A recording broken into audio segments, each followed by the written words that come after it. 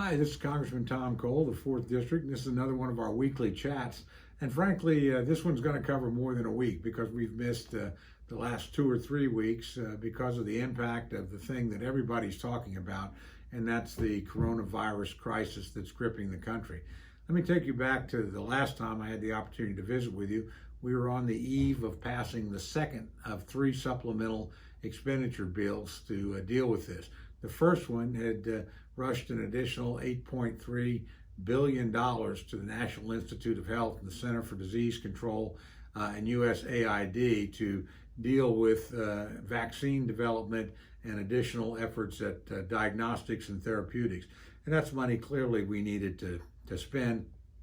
It was passed with almost no dissent in Congress, only 2 no votes out of 435 in the United States House, only 1 no vote in the United States Senate. The second bill was a much more robust bill, $104 billion, and it was additional money to unemployment insurance and also to, frankly, require businesses to give workers 2 weeks paid sick leave for anybody claiming the need to not be at work because of the coronavirus problem. Now that was done with the idea that the government would compensate the companies if they don't normally provide that kind of protection, and money was set aside through the tax code to help small business in particular be able to retain their workers and frankly help those workers so that they didn't feel the need to show up at work and run the risk of infecting other people. There's also additional money for programs that we knew would come under increasing strain, nutrition programs, programs like Meals on Wheels. The need for those kinds of things in crisis always goes up, and so Congress was acting preemptively to try and put extra resources ahead. The third supplemental bill was probably the most extraordinary bill of all time, and it only passed last Friday, that is less than a week ago. That bill is a $2.3 trillion bill. And let me go, it's the largest single bill ever passed by the United States Congress or any other legislative body in the history of the world. So it's extraordinary in its scope and its range and its reach and its ambition. And it had multiple purposes. There was additional money there to help our healthcare workers on the front lines. That is more money for masks, more money for what is called PPE, protective personal equipment, to make sure that while they treat patients, they can be safe. Additional monies to replenish the strategic stockpile that we are drawing everything, ventilators and extra masks, and again, personal protective equipment from right now. Additional money to push on faster with the clinical testing for, again, therapeutics, as well as eventually a vaccine. Just to give you an idea, there's 40 different vaccine trials underway right now, some of them shortly to be literally used on human beings. And this is the fastest that we've ever moved from conception into clinical trials. So it's really a quite remarkable achievement. But the bulk of the legislation was actually designed to mitigate the damages to the American economy that coronavirus is inflicting. Many of the healthcare measures that we're having to enforce right now, particularly things like shelter in place and basically shutting down whole sectors of the economy, obviously run the risk of destroying millions of small American businesses, large corporations, and certainly disrupting the lives of tens of millions of Americans by forcing them effectively out of their job. What Congress tried to do to help those individuals was first a one-time cash payment, which should be arriving for most people in the next 3 weeks. That's $1,200 per adult, $2,400 for a household of 2, and $500 for each child within that household up to age 17. So these are pretty extraordinary benefits. You don't have to be a taxpayer to receive them. There are, frankly, still details being worked out. The Treasury Department would like people that are not paying taxes to file a simple tax return. That was what was done, honestly, in the stimulus after 9/11. There are many of us in Congress, myself amongst us, that don't think that's necessary.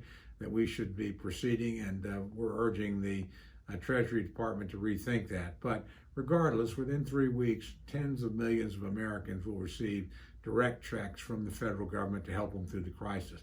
In addition, Congress set aside hundreds of millions of dollars for an enhanced unemployment fund for the next 4 weeks. Now, the rate of your unemployment check is determined by the state, but on top of what the state does, every person going on unemployment in the next 4 months will be eligible for an additional $600 a week on top of their normal unemployment problem. The hope there is to help people, again, get through this crisis, and they're immediately eligible for receiving unemployment. There's no waiting period, and I believe the time the benefits available can run up to 39 weeks. So the idea is to help the American people through this. We also know, obviously, that small businesses don't maintain the kinds of margins that will allow them to go 6 weeks, 8 weeks, whatever it takes, without any business at all and retain their workers. So for companies that employ up to 500 people, we set aside $350 billion so that if a small business will keep you on the payroll, we'll give them a loan that makes that possible. And at the end of it, for up to 8 weeks, and at the end of it, we'll forgive the loan. In other words, as long as we make sure they actually use that loan to keep people employed, they'll never have to pay it back. So we think that'll help keep a lot of people at work. There's also in the legislation over $100 billion for hospitals. Hospitals are obviously the front line, and they're incurring extraordinary expense and foregoing normal revenue. For instance, most hospitals in the country have canceled all elective surgery. What most people don't know is that's an enormously lucrative part of their financial base that keeps them afloat.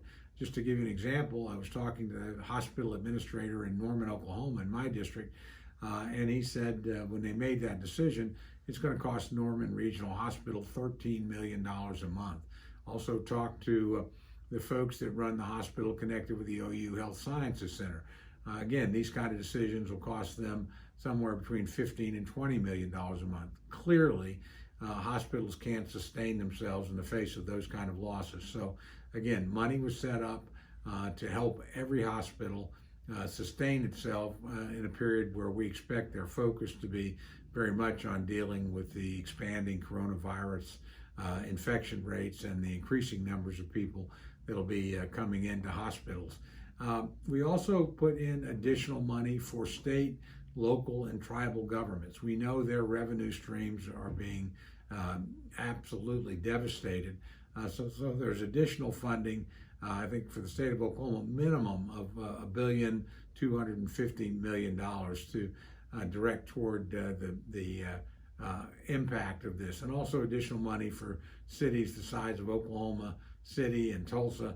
And finally, money for tribal governments. In a state like Oklahoma, where we have 39 tribes and where we have literally hundreds of thousands of tribal members, many of them have lost their jobs, as particularly the gaming industry is shut down, and those tribes are trying to sustain those workforces. We want them to have the money to do that, and they also run very robust and important healthcare systems, particularly in rural Oklahoma, and we want those systems to stay up and operational. So this is actually the largest grant of money directly to tribal governments in the history of the United States. And finally, there is additional money for the Indian Healthcare Service and for community block grants in Indian country and what have you. In addition to that, again, there's a $500 billion loan program for large corporations. This is to be operated by the Secretary of the Treasury, Secretary Mnuchin, and it'll help everything from Boeing to all our airline companies that are facing such incredible stress right now. Major companies that employ hundreds of thousands of Americans. We want them to be able to, again, to retain their workforces and to be able to, frankly, in some cases, divert to other lines of work right now. We have some of our largest auto manufacturing companies now focused on producing more ventilators, and so that those things are available in our hospitals, or moving to things like more masks and more protective personal equipment. So again, we want to give those companies the wherewithal they need to stay afloat, keep their workforces intact. I get the question all the time, how's this all going to work? And the reality is, the answer is we're not sure yet. We've never done anything quite of this scope before. But I will tell you this, the fact that Congress acted this rapidly to pass 3 bills with essentially no partisan division tells you how seriously that everybody takes these. And again, these are bills that the administration requested. So whatever the political differences in Washington, they certainly are always there. We've been able to cross the partisan divide, cross the divide between the various branches of government, the 2 houses of Congress, in the legislative branch, and certainly with the executive branch, and move robustly and in an unprecedented manner to try and protect people. Now, again, when Congress resumes is a matter of some debate. I think there's a general desire to see how the programs that we've passed actually work and to make sure that they're implemented properly. So I think that'll be the focus for the next few weeks. But personally, I think there'll probably be additional legislation in the months ahead. Secretary Mnuchin likes to call this a baseball game, and he likes to say it's a 9-inning game, and the first 3 were probably the first 3 supplementals passed by Congress. Here in the district, obviously, we're operating a lot differently, and that's where I'm actually shooting this video from today. Our entire staff is working by telecommuting. Hopefully, you won't know the difference most of the time. You can't come personally into the office, but you can call, and when you call, it'll be picked up by one of our staff members, and you'll be routed to the appropriate staffer to help you, no matter what your case is, whether it's a coronavirus question or the more usual veterans case or Social Security case or immigration question that we would be dealing with. We'll try and continue to provide you those vital services throughout this, and frankly, we've been doing it now for a couple of weeks, and I'm pretty impressed both with the patience of our constituents and with the professionalism of the staff in making sure that the office continues to work well and function. We're also instituting quite a few telephone town hall meetings. We always do town hall meetings. I like them. I enjoy them. They're pretty spirited, but obviously we can't gather crowds at this particular time. So we've beefed up our use of teletown hall meetings. We did one each of the last 2 weeks.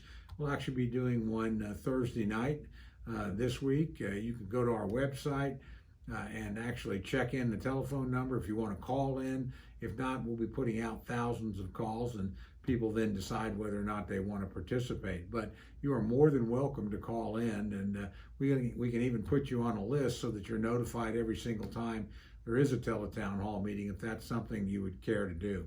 So again, we look forward to working with you in this unprecedented crisis. And I will tell you, I see it bringing out the very best in the country as opposed to the very worst. I can't tell you the numbers of times that I've seen or heard about neighbors checking on neighbors, people bringing food to friends that are in a particularly vulnerable or exposed position and can't go out. And in this time, do think about your friends and neighbors. Do what the healthcare professionals and your state and local officials and federal officials are telling you to do. That is, keep that social distance. That'll save tens of thousands of lives in the months ahead. And it'll protect you and make sure that you don't unwittingly infect somebody else if you happen to have picked up the coronavirus and you may not even know it. You could be an asymptomatic carrier. So we need these conditions enforced. It will save lives. But if you'll just do that, we'll get through this and we'll resume life on the other side of it, probably a lot wiser and a lot better prepared.